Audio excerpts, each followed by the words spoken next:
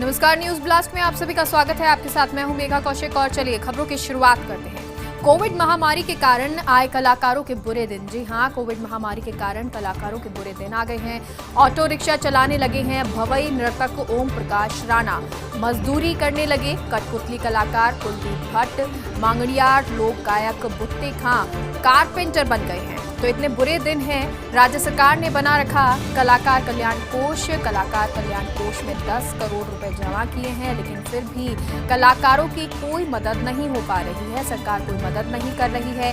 पेट भरने के लिए कुछ भी कर जाने के लिए तैयार हैं ये कलाकार, और सचमुच बुरे दौर से गुजर रहे हैं कलाकारों का समय। तो कितना बुरा समय है इसका अंदाजा आप इस बात से लगा रहे हैं, इस बात से लगा सकते हैं कि वो तमाम कार्य कर रहे हैं। कोई ऑटो रिक्शा चलाने लगा है भवई नर्तक ओम प्रकाश राणा, जो कि ऑटो रिक्शा चलाने लगे हैं। मजदूरी करने लगे हैं कठपुतली कलाकार कुलदीप भट्ट, तो वहीं मांगड़ियार लोक गायक बुट्टे खां कारपेंटर बन गए हैं। राज्य सरकार ने बना रखा है कलाकार कल्याण कोष। कलाकार कल्याण कोष में 10 करोड़ रुपए जमा भी किए हैं, लेकिन फिर भी कलाकार की कोई मदद नहीं कर रही है सरकार, और पेट भरने के लिए कुछ भी कर रहे हैं ये जाने माने कलाकार। और इससे ये इस बात का अंदाजा लगा सकते हैं कि सचमुच बुरे दौर से ये सभी कलाकार गुजर रहे हैं।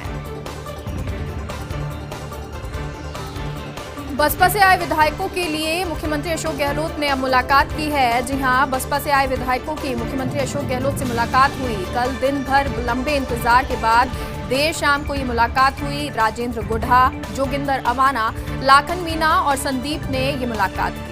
जानकार सूत्रों के हवाले से ये खबर भी मिल रही है। राजनीतिक मुद्दों और कोर्ट से जुड़े मुद्दे पर लंबी चर्चा भी की है, और 3 विधायकों को सुप्रीम कोर्ट के समन प्रकरण पर विस्तार से इस पर चर्चा हुई है। मुख्यमंत्री ने तीनों विधायकों को आश्वस्त भी किया है और तीनों विधायकों का मनोबल भी बढ़ाया है। वहीं सत्ता और संगठन में भागीदारी को लेकर भी चर्चा की।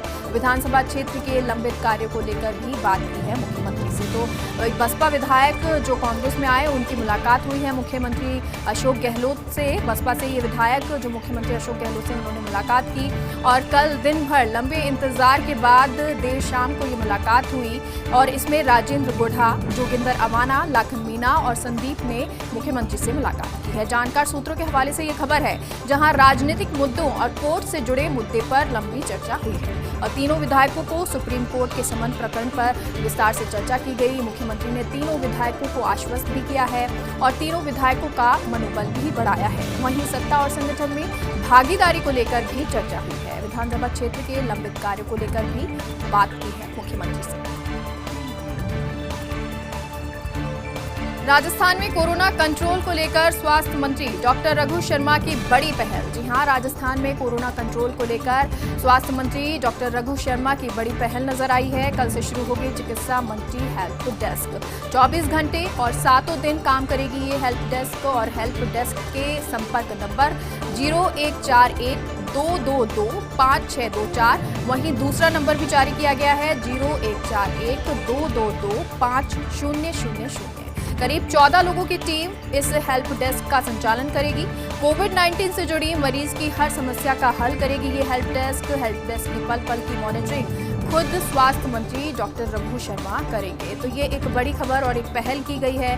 चिकित्सा मंत्री रघु शर्मा की ओर से हेल्प डेस्क शुरू की गई है। राजस्थान में कोरोना कंट्रोल को लेकर स्वास्थ्य मंत्री डॉक्टर रघु शर्मा की ये बड़ी पहल नजर आई है, और कल से चिकित्सा मंत्री हेल्प डेस्क शुरू होगी। 24 घंटे और 7 दिन ये हेल्प डेस्क काम करेगी। हेल्प डेस्क के संपर्क नंबर 0141 222 5624 और दूसरा नंबर 0141 222 5000। तो करीब 14 लोगों की टीम है जो इस हेल्प डेस्क का संचालन करेगी। कोविड-19 से जुड़ी मरीज की हर समस्या का हल करेगी ये हेल्प डेस्क, और हेल्प डेस्क की पल पल की मॉनिटरिंग खुद स्वास्थ्य मंत्री डॉक्टर रघु शर्मा करेंगे। आज विप्र फाउंडेशन के कारण मिले 2 ब्राह्मण क्षत्रप। जी हां, आज विप्र फाउंडेशन के कारण 2 ब्राह्मण क्षत्रप मिले हैं। मंत्री डॉक्टर रघु शर्मा, मुख्य सचेतक डॉक्टर महेश जोशी के बीच ये मुलाकात हुई। दोनों दिग्गजों के बीच सत्ता संगठन के मुद्दे पर बात हुई। 3 उपचुनाव समेत कई मुद्दों पर विस्तार से चर्चा की गई। महेश जोशी ने रघु शर्मा को साधुवाद दिया और कहा कि कोरोना मैनेजमेंट के तहत जुटे हैं मानव सेवा में। वहीं जोशी और शर्मा दोनों छात्र राजनीति के जमाने से साथ साथ हैं। तो आरयू यानी कि राजस्थान यूनिवर्सिटी छात्र संघ अध्यक्ष से लेकर विधायक, मंत्री और सांसद तक पहुंचे।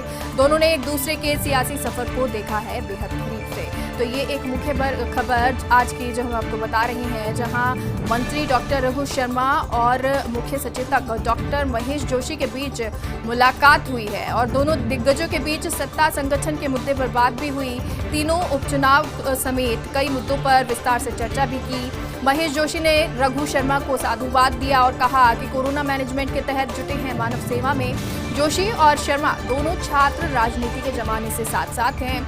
आरयू छात्र संघ अध्यक्ष से लेकर विधायक, मंत्री और सांसद तक पहुंचे और दोनों ने एक दूसरे के सियासी सफर को काफी करीब से देखा हुआ है। संयम लोढ़ा का एक बार फिर रोचक ट्वीट। जी हां, संयम लोढ़ा ने एक बार फिर से रोचक ट्वीट किया है। भाजपा पर निशाना साधते हुए उन्होंने ये ट्वीट कहा और उसमें कहा है कि राजस्थान में रुचि नहीं ले रहे हैं, सितंबर तक रुकने को कहा है, सर्वोच्च संस्था के जरिए हाथी लटकाने का इरादा है। हालांकि उन्होंने बतौर पेश के जुलाई 2020 में दी हुई रकम वापस नहीं ली, लेकिन लेने वाले की पाचन क्रिया गड़बड़ाई हुई है। खजाना लुट चुका है, फिर भी चौकीदार है। अब संयम लोढ़ा के ट्वीट को लेकर खड़े हुए हैं कई सवाल। तो कई सवाल उनके ट्वीट को लेकर खड़े हो रहे हैं, लेकिन सबसे बड़ी बात कि संयम लोढ़ा का एक बार फिर से रोचक ट्वीट आया है और भाजपा पर उन्होंने निशाना साधा है इस ट्वीट के जरिए। और इस ट्वीट में उन्होंने कहा है कि राजस्थान में रुचि नहीं ले रहे हैं, सितंबर तक रुकने को कहा है, सर्वोच्च संस्था के जरिए हाथी लटकाने का इरादा है। हालांकि उन्होंने बतौर पेशगी जुलाई 2020 में दी हुई रकम वापस नहीं ली है, लेकिन लेने वालों की पाचन क्रिया गड़बड़ाई हुई है और खजाना लुट चुका है, फिर भी चौकीदार है। अब संयम लोढ़ा के इस ट्वीट को लेकर कई सवाल खड़े हो रहे हैं।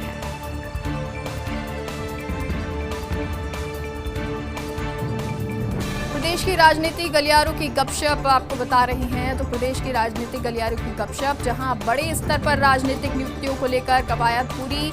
हजारों कार्यकर्ताओं को जिला स्तरीय समिति में किया जाएगा एडजस्ट और इनके नामों को लेकर सरकार संगठन के बीच अंतिम सूची बनने का कार्य जारी है। प्रभारियों से निचले स्तर तक पहले ही मंगवा लिए गए हैं नाम और जिला स्तर पर स्थानीय संगठन के बजाय विधायकों की अधिक चली है। सरकार में जिला स्तर पर विभिन्न समितियों में सदस्यों को किया जाता है नियुक्त। तो ये एक बड़ी खबर और रोचक गपशप आपको बता रही है। प्रदेश की राजनीतिक गलियारों की ये गपशप है, जहां बड़े स्तर पर राजनीतिक नियुक्तियों को लेकर कवायद पूरी हो गई है। हजारों कार्यकर्ताओं को जिला स्तरीय समिति में एडजस्ट किया जाएगा और इनके नामों को लेकर सरकार संगठन के बीच अंतिम सूची बनने का कार्य लगातार जारी है। प्रभारियों से निचले स्तर से पहले ही नाम मंगवा लिए गए हैं और जिला स्तर पर स्थानीय संगठन के बजाय विधायकों की अधिक चली है और सरकार में जिला स्तर पर विभिन्न समितियों में सदस्यों को नियुक्त किया जाता है।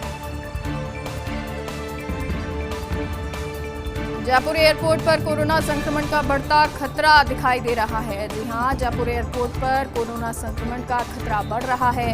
Senior superintendent technician Gopal Gupta का बीती रात निधन हो गया। कोरोना संक्रमित होने के बाद गुप्ता उपचार के बाद नेगेटिव भी हो गए थे। एयरपोर्ट पर बड़ी संख्या में अधिकारी कर्मचारी संक्रमित हो रहे हैं और 2 दिन पहले अग्निशमन शाखा के एक साथ 13 कर्मचारी पॉजिटिव हो गए। एटीसी बिल्डिंग में 3 कर्मचारी भी कोरोना से संक्रमित हो गए। इंडिगो एयरलाइन के 5 कर्मचारी, गो एयर के 2 कर्मचारी, एयर इंडिया के 2 कर्मचारी भी कोरोना संक्रमित हो गए हैं। अब ऐसे में एयरपोर्ट अथॉरिटी करीब 40% स्टाफ को ऑफिस बुला रही है। तो लगातार कोरोना का कहर बढ़ता जा रहा है और एयरपोर्ट अथॉरिटी पर भी इसका कहर बना हुआ है। जयपुर एयरपोर्ट पर कोरोना संक्रमण का बढ़ता खतरा नजर आया है। Senior superintendent technician Gopal Gupta का बीती रात निधन हो गया। कोरोना संक्रमित होने के बाद गुप्ता उपचार के बाद नेगेटिव भी हो गए थे।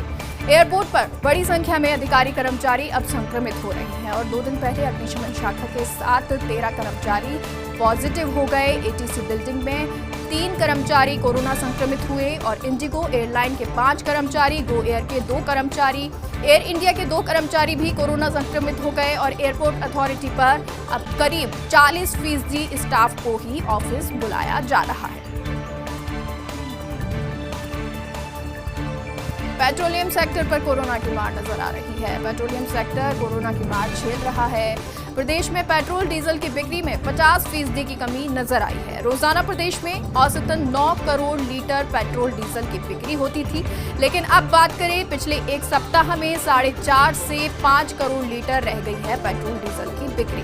राज्य को रोजाना करीब 17 करोड़ रुपए का वैट कलेक्शन में नुकसान हो रहा है। गृह विभाग की नई गाइडलाइन के बाद बिक्री में और कमी हो जाएगी। नई गाइडलाइन में निजी वाहनों को दोपहर 12 बजे तक ही पेट्रोल डीजल मिल सकेगा।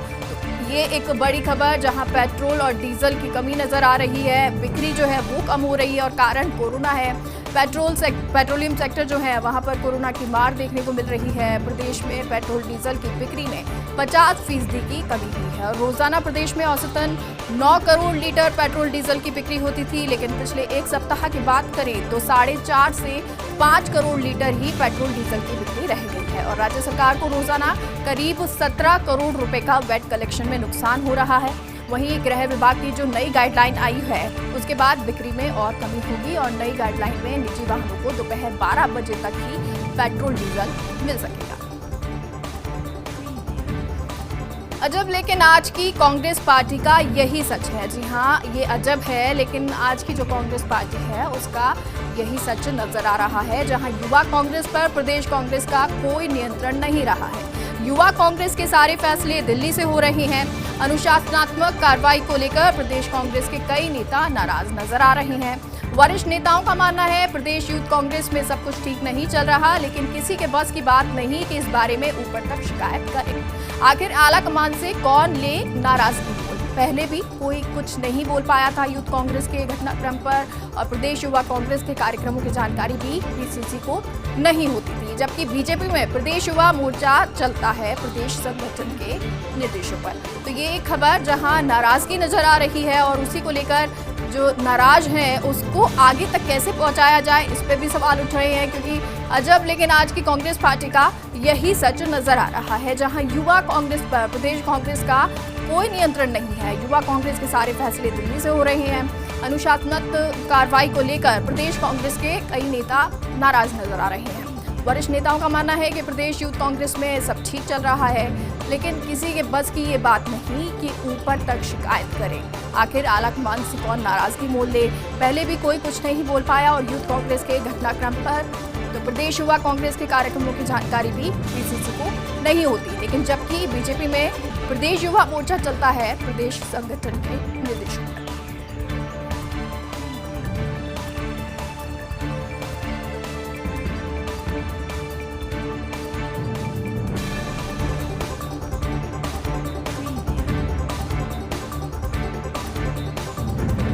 आगे बढ़ते हैं। वन्य जीवों का हलक तर कर रहे लेकिन बेजुबानों का आशीर्वाद भी मिल रहा है। जी हाँ, वन्य जीवों का हलक तर किया जा रहा है और बेजुबानों को आशीर्वाद जो है वो भी उनका मिल रहा है। रणथंभौर और सरिस्का में वाटर मैनेजमेंट पर फोकस हो रहा है।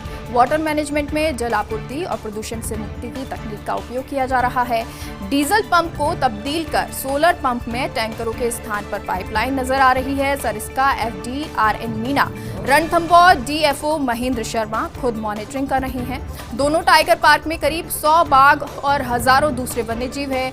गर्मी में प्राकृतिक जल स्रोत सूखे में, ऐसे में कृत्रिम जल स्रोत तैयार किए जा रहे हैं। CSR के तहत निजी कंपनियों का भी सहयोग लिया जा रहा है, क्योंकि गर्मी आ गई है और ऐसे में कई स्रोत जो हैं वो सूख गए हैं। कृत्रिम जो जल स्रोत हैं उनका सहयोग लिया जा रहा है और वन्य जीवों का हलक तर कर रहे हैं, ले रहे हैं बेजुबानों का आशीर्वाद। रणथंभौर और सरिस्का में वाटर मैनेजमेंट पर फोकस हो रहा है। वाटर मैनेजमेंट में जलापूर्ति और प्रदूषण से मुक्ति की तकनीक का उपयोग किया जा रहा है। डीजल पंप को तब्दील कर रहे हैं सोलर पंप और टैंकर के स्थान पर पाइपलाइन का यूज किया जा रहा है।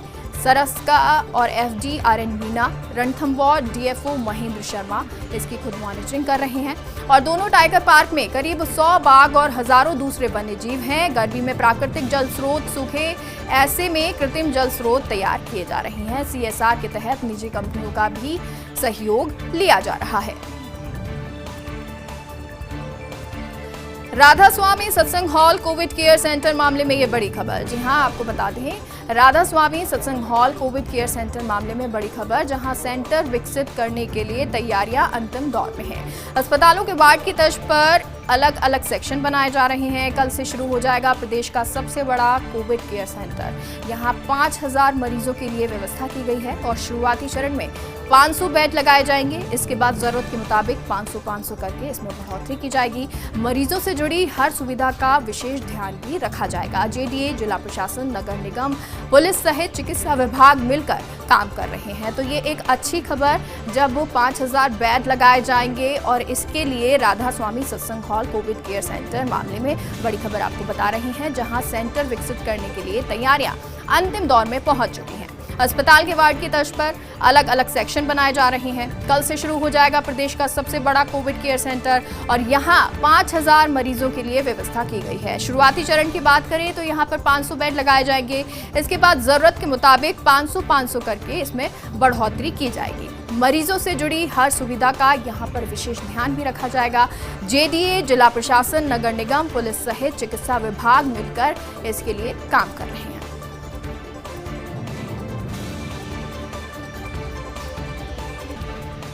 आगे बढ़ते हैं। जन अनुशासन पखवाड़े में टोल कनेक्शन में 50% की कमी। जी हाँ, जन अनुशासन पखवाड़े में टोल कनेक्शन में 50% की कमी नजर आई है। नेशनल हाईवे और स्टेट हाईवे पर कम ही दिख रहे हैं वाहन। वीकेंड कर्फ्यू में टोल कनेक्शन में 50% तक की कमी आई है। NHAI और PWD दोनों को ही अपेक्षित राजस्व नहीं मिल रहा है। नेशनल हाईवेज और टोल कलेक्शन रोजाना करीब 6 करोड़ के आसपास है, जबकि सामान्य दिनों की बात करें तो यहां रोजाना 12 करोड़ का कलेक्शन होता है। और अब स्टेट हाईवे टोल प्लाजा पर 1.5 करोड़ भी नहीं हो रहा है कलेक्शन। सामान्य दिनों में स्टेट हाईवे टोल प्लाजा की बात करें तो यहां 3 करोड़ का कलेक्शन होता है, लेकिन अभी टोल कलेक्शन को लेकर जारी नहीं हुए हैं दिशा निर्देश। कोरोना का दायरा बढ़ा तो टोल कलेक्शन व्यवस्था भी सस्पेंड की जा सकती है। तो इस तरह जो टोल कलेक्शन जो है उसमें कमी दिखी है, और वो भी कारण ये क्योंकि कोरोना जो है वो बढ़ रहा है। इसको लेकर नेशनल हाईवे हो या स्टेट हाईवेज, यहाँ पर वाहन कम दिख रहे हैं और इसी के कारण टोल कलेक्शन में 50% की कमी आई है। वीकेंड कर्फ्यू की बात करें तो टोल कलेक्शन में 50% तक की कमी हुई है।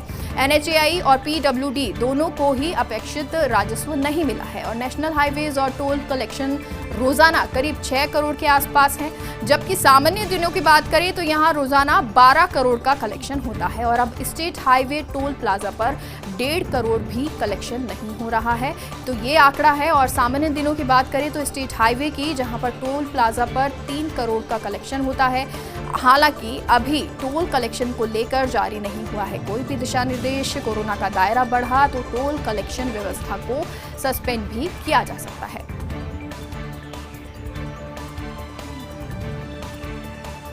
तो जन अनुशासन पखवाड़े के तहत जो टोल प्लाजा है वहां पर कलेक्शन में 50% की कमी देखने को मिली है।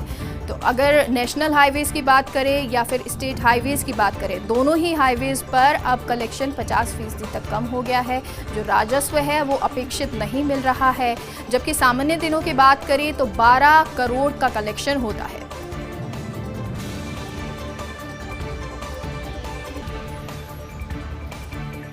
संयम लोढ़ा का एक बार फिर से रोचक ट्वीट। भाजपा फिर निशाना साधते हुए उन्होंने ट्वीट किया है और कहा है अब राजस्थान में रुचि नहीं ले रहे, सितंबर तक रुकने को कहा है। सर्वोच्च संस्था के जरिए हाथी लटकाने का इरादा है। हालांकि उन्होंने बतौर पेशगी जुलाई 2020 में दी हुई रकम वापस नहीं ली है, लेकिन लेने वालों की पाचन क्रिया गड़बड़ा गई है। खजाना लुट चुका है, फिर भी चौकीदार है। अब संयम लोढ़ा के ट्वीट को लेकर खड़े हुए हैं कई सवाल। फिलहाल संयम लोढ़ा के ट्वीट के बाद अब इंतजार राजनीतिक गलियारों में विश्वेंद्र सिंह की प्रतिक्रिया का है। पिछली बार की बात करें तो वहां शायराना अंदाज में संयम लोढ़ा के ट्वीट पर विश्वेंद्र ने प्रतिक्रिया दी थी, और क्या इस बार भी विश्वेंद्र सिंह इस ट्वीट पर कोई प्रतिक्रिया देंगे, ये देखना होगा।